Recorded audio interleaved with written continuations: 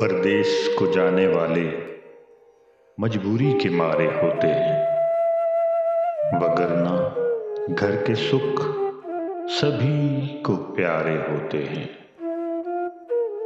ठोकरें खाते हैं अगयार के दयारों पर, वो भी किसी के राज दुलारे होते हैं।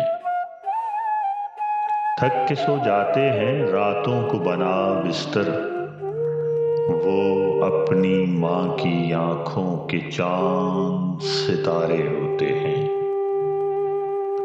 अपनों के लिए अपनों से दूर रहते हैं, जैसे एक दरिया के दो किनारे होते हैं।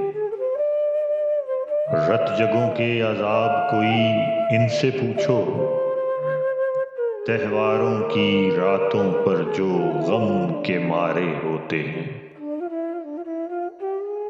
भूख भी इनकी विसातत से दूर रहती है, जिनके सर पे घरों के गुजारे होते हैं।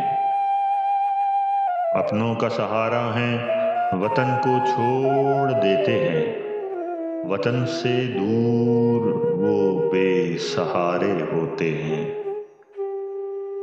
हमको खुश रखते हैं, कितने ही गम सहते हैं, बहुत ही कीमती रिश्ते वो हमारे होते हैं। घर को लौटना उनका भी क्या लौटना वक्कास, अपने घर में ही मेहमान बेचारे होते हैं, अपने घर में ही मेहमान बेचारे होते हैं।